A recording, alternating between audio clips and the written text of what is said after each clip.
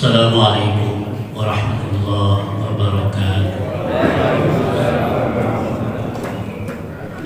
Alhamdulillah, alhamdulillahilladzi an'amana bi ni'matil imani wal islam. Asyhadu an la ilaha illallah wahdahu la syarikalah wa asyhadu anna sayyidana Muhammadan abduhu wa rasuluhu la nabiyya ba'd. Allahumma shalli wa sallim ala hadzal nabiyil karim wa ala alihi wa ashabihi ajma'in. Yang saya hormati pengarsa penasihat Dewan Kemakmuran Masjid Muhajirin Bapak Ustadz Haji Adam, yang saya hormati pengarsa guru kita semua subuh mengaji Al Ustadz Bapak Kiai Nur Zakaria, yang saya hormati pemimpin masyarakat kita, warga kita, Bapak Ketua RW 13, Bapak Habib, ada Pak RW, Bapak Ibu, juga ada remaja yang dirahmati Allah Subhanahu wa Ta'ala. Sehat semuanya. Kita bersyukur kepada Allah, alhamdulillah masih diberikan waktu, diberikan umur oleh Allah untuk senantiasa bertakwa, mendekatkan diri kepadanya, melaksanakan berbagai macam aktivitas ibadah. Khususnya kita telah melaksanakan ibadah sholat subuh berjamaah dan membaca Al-Quran bersama-sama.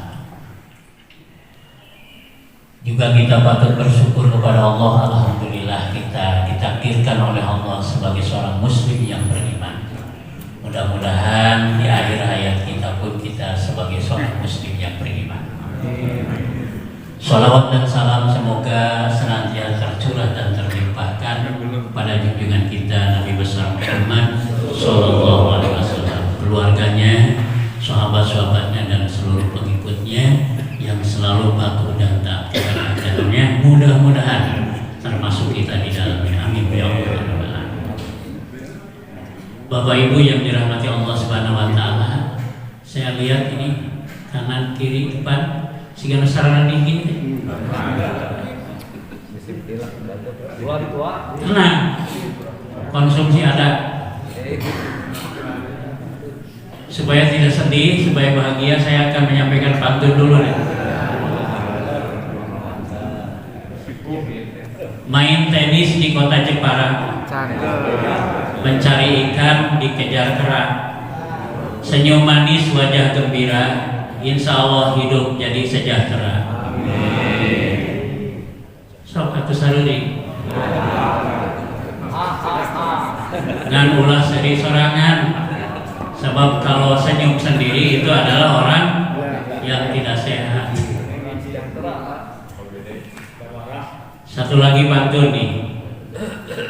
Banyak sekali kupu-kupu di taman, banyak lalat dekat empang, tanda bahagia orang beriman, dada tenang jiwanya lapang.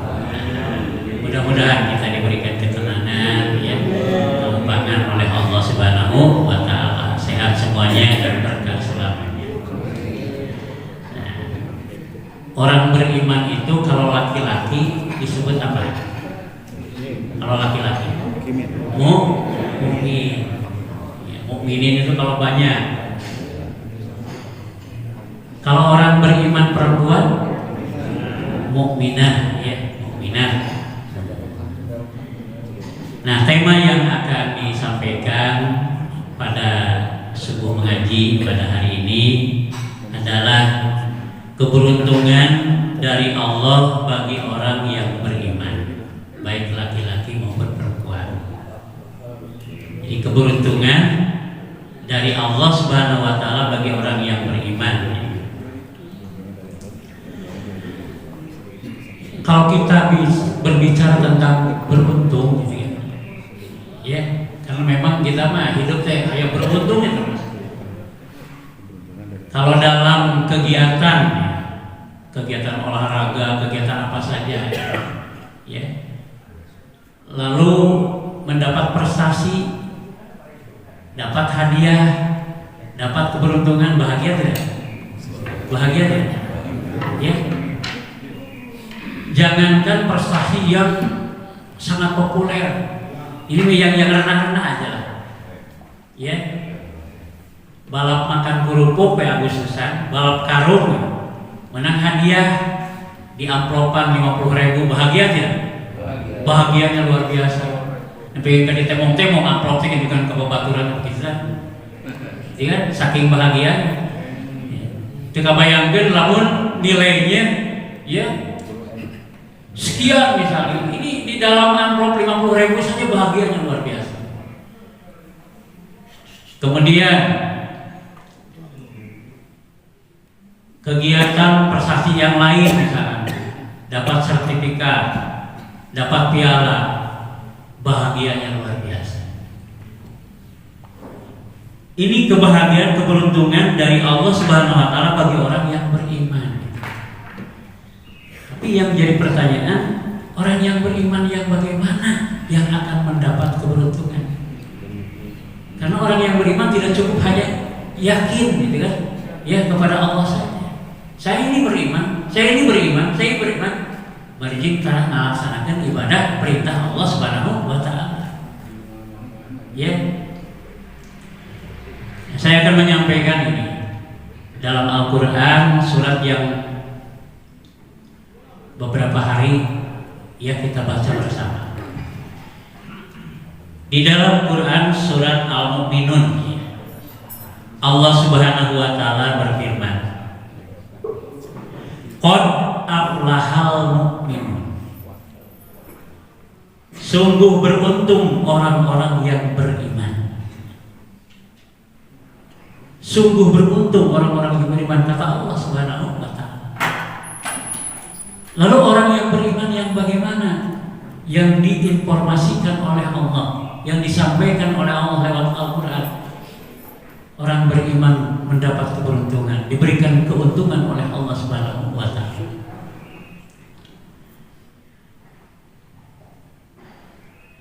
Yang pertama adalah alladzina hum fi shalatihim khashi'un, yaitu orang yang khusyuk dalam sholatnya. Nah, itu keberuntungan yang pertama dari Allah Subhanahu wa taala. Orang yang khusyuk dalam menegakkan, mendirikan sholat akan beruntung, diberikan keberuntungan oleh Allah Subhanahu wa taala. Nah, yang harus kita kaji, yang harus kita pahami, apa itu khusyuk gitu. Ya, apa itu khusyuk? Para ulama ahli tafsir menjelaskan bahwa khusyuk secara etimologis, secara bahasa adalah tenang, tunduk dan merendah. Itu khusyuk. Secara terminologis, secara istilah, khusyuk di dalam sholat adalah menghadirkan hati dan pikiran secara penuh kepada Allah Subhanahu wa taala, disertai dengan ketenangan dan ketundukan anggota badan. Nah, itu ya. Itu khusyuk.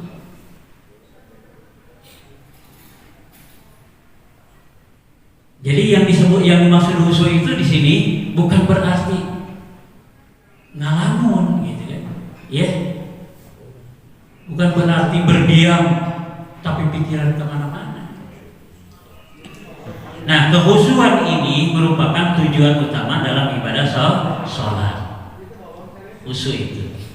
Karena diterima dan tidaknya ibadah kita, khususnya ibadah sholat, adalah kekhusyuan kita dalam melaksanakan ibadah. Nah, ciri orang yang khusyuk di dalam sholat ini yang akan saya sampaikan. Yang pertama, hadirnya hati. Hati dan pikiran terfokus kepada Allah, dan bacaan sholat tidak terganggu oleh pikiran-pikiran duniawi. Misalnya pikiran-pikiran duniawi itu adalah uang, kersolat dengan hitungan duit. Duit saya di bank kira-kira seberapa? Kersolat kan? Kemarin dia nabung di asas sekian, sekarang kira-kira jumlahnya berapa? Pertanyaan Pak Ustaz Nunu, osok itu? Osok itu? Tak kalimat.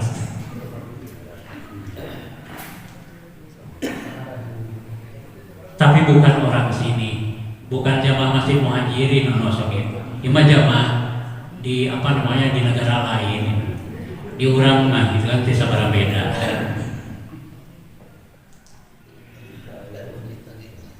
Kemudian kadang-kadang kersolatnya mikiran pakaian, kok goreng lebaran mah, ya? Selama 1 minggu menjelang lebaran dipikirkan teh pakaian, dipikirkan kersolat ke bawah. Aduh, can beli pakaiannya, ke pamajikan, can beli pakaiannya ke anak, can beli pakaiannya terkirim ke hijau. Kata suaminya, kumaha kata istrinya, aduh, can boga pakaian ya, suami can nganter balanya. Terus terbayangkan kersolat teh, osok itu? Jawabannya cina osok, tambahan gua ambil osok pisah.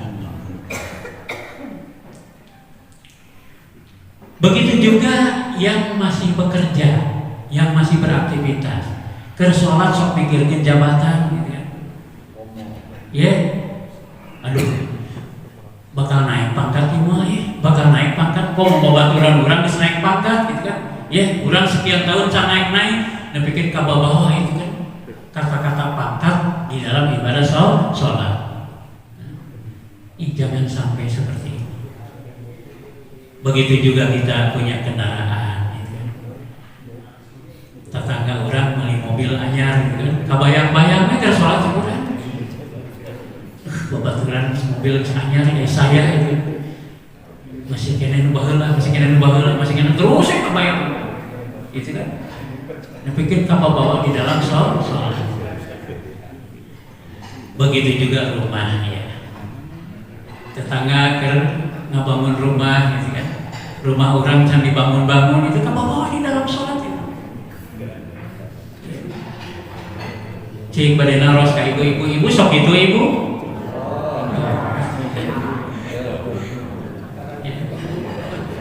Tapi kak kuping gua habis sana aja teka tinggal itu para kalangkung Pak Ustaz. Nah itu yang pertama. Jadi ciri orang yang khusyuk di dalam sholat adalah hadirnya hati dan pikiran terfokus kepada Allah Subhanahu wa Ta'ala, khususnya di ibadah sholat. Kemudian yang kedua, ciri orang yang khusyuk di dalam ibadah sholat adalah tumaninah. Gerakan sholat dilakukan dengan tenang dan tidak tergesa-gesa. Setiap gerakan dilakukan dengan sempurna. Dengan sempurna, yang disebut dengan sempurna itu, ya, tidak tergesa-gesa. Jadi jangan sampai misalkan Allahu Akbar, Bismillah, Allahu Akbar. Setiap gerakan sholat itu dari takbir itu tenangkan. Ulah sami Allah langsung bisa sujud gitu. Ya. Makanya Rasul memberikan contoh doa gitu kan. Bangkit dari ruku gitu kan, ada setelah sami Allahu liman hamidah ada doa gitu. Supaya apa? Supaya tumanina gitu. Jangan sampai sami Allahu liman langsung gitu. Ya. Jadi ciri orang yang khusyuk di dalam salat yaitu tumanina. Jadi sedang menghadap sedang menghadap Allah gitu. Orang itu kan menghadap pejabat saja gitu kan ya, nah mau keluar saja malu gitu ya, saksian ditunjuk oleh pejabat gitu. Ini menghadap Allah Subhanahu wa Ta'ala, zat yang menciptakan kita, yang melimpahkan rezeki kepada kita, yang tidak bosan-bosannya. Di dalam kultum itu kan ya, Pak Ustaz Pak Waluyo itu sering menyampaikan itu kan, Ya, Allah Subhanahu wa taala melimpahkan gitu kan, berbagai macam kenikmatan kepada hambanya, saking sayangnya, saking cintanya, dan tidak bosan-bosannya. Bapak Ibu yang dirahmati Allah Subhanahu wa taala. Kemudian orang khusyuk dalam sholat yang ketiga adalah ruku dan sujud yang panjang, terutama pada sholat malam cenderung memperlama ruku dan sujud. Dalam sholat malam artinya ketika kita melaksanakan sholat tahajud, sholat sendiri, ya. Ini sholat berjamaah mah ketika kita jadi imam gitu kan, nah itu ya juga harus memperhatikan gitu makmum, ya ulah kena cek Allah gitu kan. Dalam sujud, dalam beruku itu kan harus lama gitu.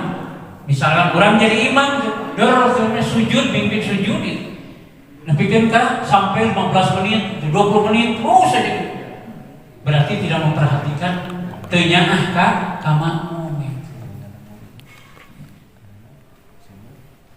Juga seorang imam harus tahu itu kan, bukan di masjid kita saja, walaupun imam misalkan sujudnya lama gitu kan, ya si makmum gimana coba? Sok pebatukan gitu. Gitu. Ya. Betul tidak? Tadi saking apa? Saking jengkelnya itu kan, akhirnya jengkel terbawa sholat. Setengah jam itu kan imam masih kena sujud. Si makmum itu kan biasanya kita sholat tarawih. Jadi lambatkan sujud dan ruku ketika terutama di dalam sholat malam, ya. Atau misalkan sholat sendirian di masjid misalnya. Nah itu ya. Nah itu adalah khusyuk. Kemudian yang keempat, ciri orang khusyuk dalam sholat adalah menjaga pandangan. Pandangan mata diarahkan ke tempat sujud dan tidak melihat ke arah lain. Ke tempat sujud, ya. Jadi ulah kemana wae. Makanya disarankan gitu kan, kalau sholat memakai pakaian itu yang jangan yang tergambar, kan? Jangan ada yang tulisan-tulisan, misalkan yang di belakangnya itu. Kadang-kadang menutup khusyuk sok dibaca gitu kan, ya. Nah, kamu ayat tulisan misalkan gaji ke-17, gaji ke-13 dibaca di sholat, Allahu Akbar gaji ke-13. Nah,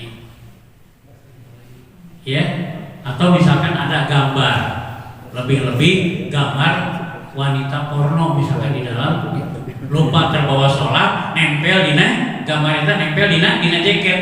Kebetulan sholatnya pakai jaket, ini jangan sampai terjadi demikian, ya. Nah, Bapak Ibu yang dirahmati Allah Subhanahu wa taala.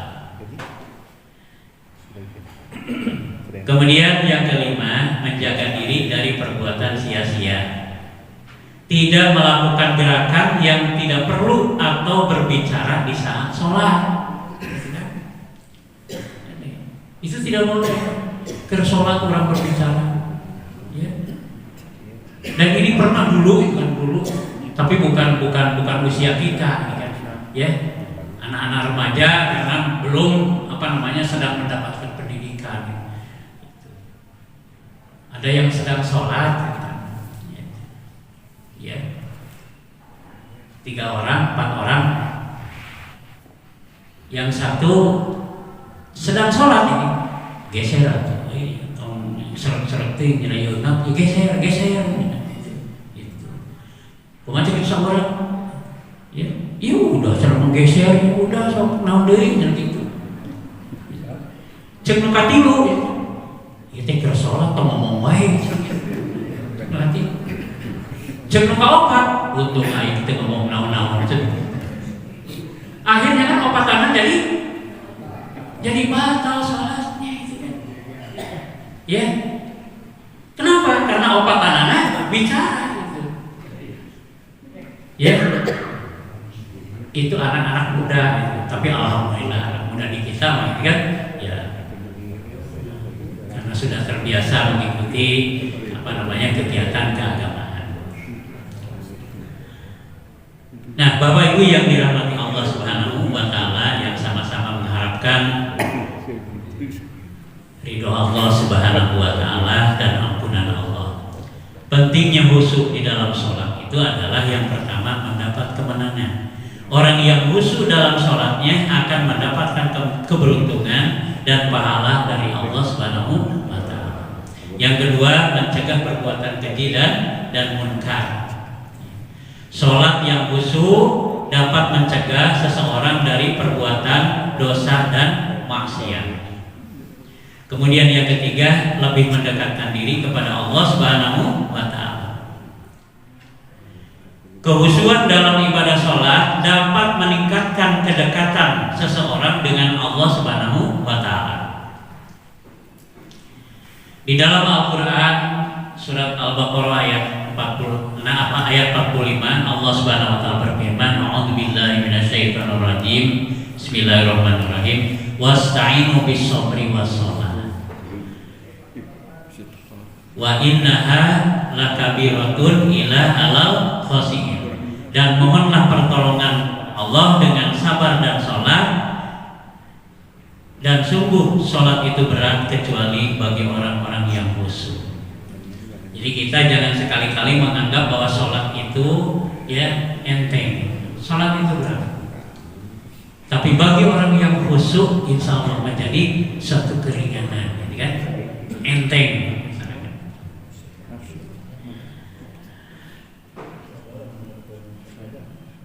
Kenapa sholat itu harus benar? Kenapa sholat itu harus dirangkaikan dengan kehusuan? Sebab sholat adalah tiang agama. Rasulullah SAW bersabda, buah hadis yang diriwayatkan oleh Imam Baihaqi, as-salatu imanuddin. Faman aqamaha faqad aqamadin, wa man tarakaha faqad hadamadi. Salat adalah tiang agama, maka barang siapa mendirikannya, sungguh ia telah menegakkan agamanya. Dan barang siapa yang meninggalkannya, salat sungguh ia telah merobohkan agama. Jadi orang yang salat berarti menegakkan agama. Orang yang meninggalkan salat berarti merobohkan agama. Ya. Oleh sebab itu, peliharalah sholat dengan baik, ya. Apalagi dilakukan dengan sholat berjamaah. Itu yang pertama, seorang mukmin yang akan mendapatkan keberuntungan dari Allah Subhanahu wa taala. Yang pertama, yang kedua, walladzina hum anil lagwi mu'ridun, dan orang yang menjauhkan diri dari perbuatan dan perkataan yang tidak berguna. Itu di dalam surat Al-Mu'minun ayat yang ketiga. Di dalam hadis Rasulullah bersabda, "Iyakum wa dhanna fa inna dhanna akdzabal hadis."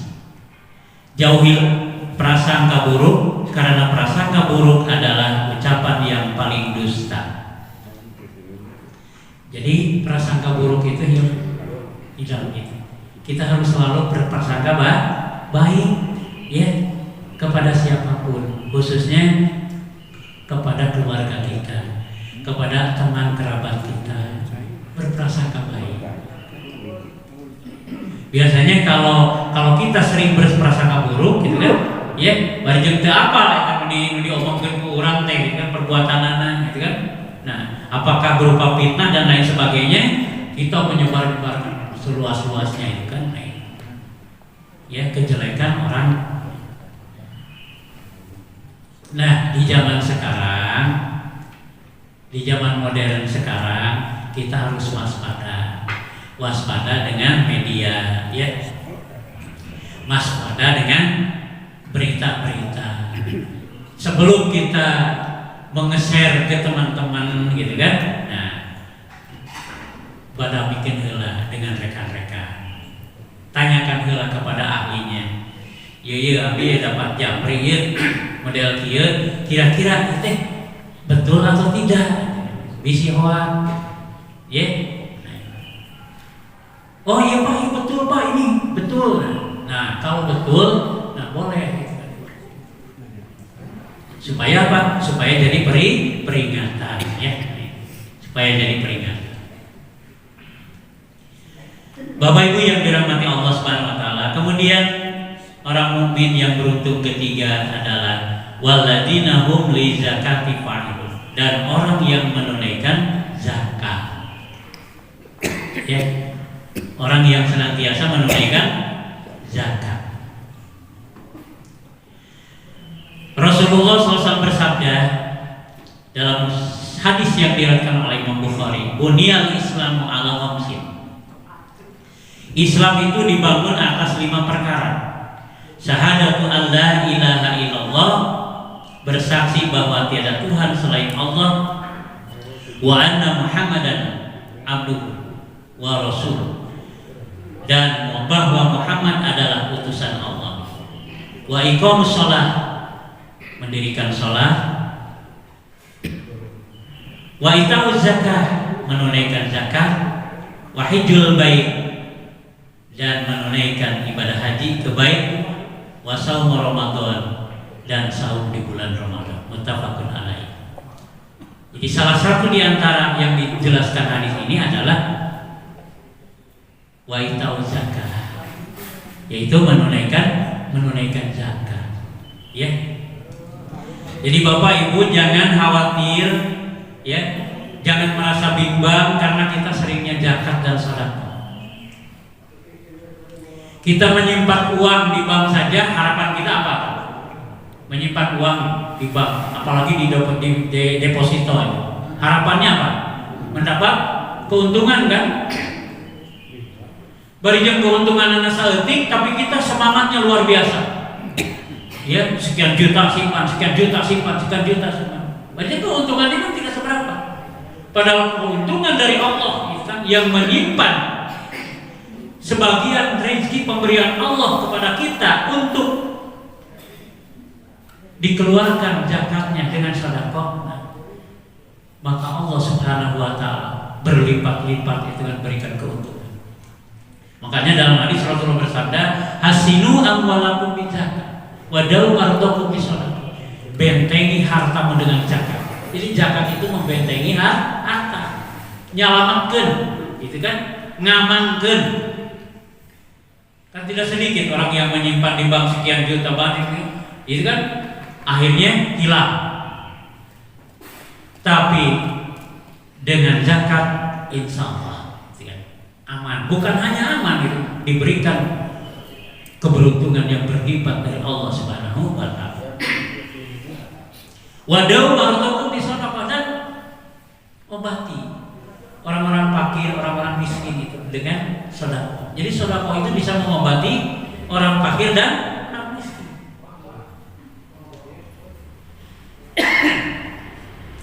Bapak Ibu yang dirahmati Allah Subhanahu wa taala, orang mukmin yang keempat ya, yang akan mendapatkan keberuntungan adalah walladzina hum li furujihim hafizun, dan orang yang memelihara kemaluannya. Rasulullah SAW bersabda dalam sebuah hadis, ya sahabat Quraisy, la tazanu ahfidu faruzakum ala man hafizallahi farjahu falahul jannah.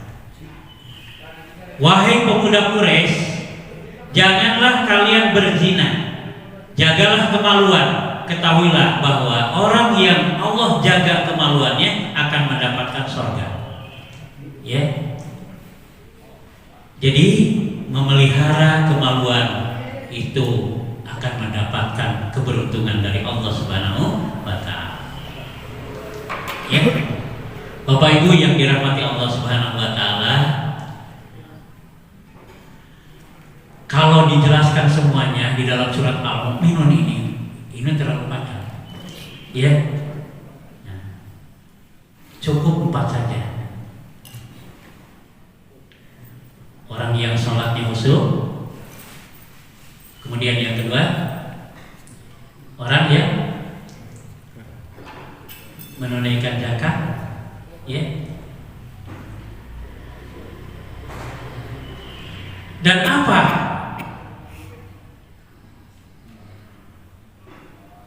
reward dari Allah Subhanahu wa taala yang dijanjikan qad aflahal mu'minun tadi di dalam ayat yang pertama. Sungguh beruntung orang yang beriman. Ya, penghujung ayatnya ulaika humul warisun. Mereka itulah orang-orang yang akan mewarisi. Surat Al-Mu'minun ayat ke-10-nya. Alladzina yarisuna firdaus hum fiha khalidun. Yakni yang akan mewarisi surga Firdaus, mereka kekal di dalamnya. Reward dari Allah Subhanahu wa taala bagi orang yang beriman. Keberuntungan dari Allah bagi orang yang beriman adalah al-jannah. Ya, al-jannatul firdaus. Surga Firdaus. Kan tadi disampaikan itu kan urang mah kakara balap karung, balap kerupuk gitu kan.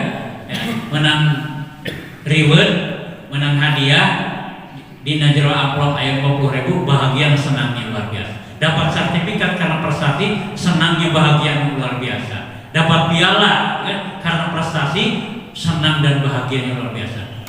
Allah memberikan ya keberuntungan berupa surga bagi orang yang disebutkan tadi. Mudah-mudahan kita semua termasuk orang yang di dalamnya, ya, calon ahli surga semuanya. Karena aktivitas kita, beribadah kita, mudah-mudahan menjadi amalan sholihah. Nah, sakitu we nya sekedah panjang-panjang naik sado kalau lebih panjang jalan ku kurubutan. Pribados tausiah teu panjang-panjang ya, perut Bapak Ibu sudah ku kurubukan. Marilah kita berdoa kepada Allah Subhanahu wa taala, mudah-mudahan Allah berkenan mengabulkan doa kita semuanya. A'udzubillahi minasyaitonirrajim. Bismillahirrahmanirrahim. Alhamdulillahirabbil alamin hamdan syakirin hamdan na'imin hamdan yuwafi ni'amahu wa yukafi majidah. Ya Rabbana lakal hamdu kama yanbaghi li jalali wajhikal karim wa azimi sultanik. Allahumma shalli ala sayyidina Muhammad wa ala alihi washabihi ajmain. Allahumma ansurna fa innaka khairun nasirin waftah lana fa innaka khairul fatihin warhamna fa innaka khairur rahimin warzuqna fa innaka khairur raziqin waghfir lana fa innaka khairul ghafirin wahdina wa najjina minal qaumil zalimin. Rabbana hab lana min azwajina wa dzurriyyatina qurrata a'yun waj'alna lil muttaqina imama. Rabbana atina fid dunya hasanah wa fil akhirati hasanah wa qina adzabannar walhamdulillahi rabbil alamin. Aqulu qouli hadza wa astaghfirullah li wa lakum. Wassalamualaikum warahmatullahi wabarakatuh.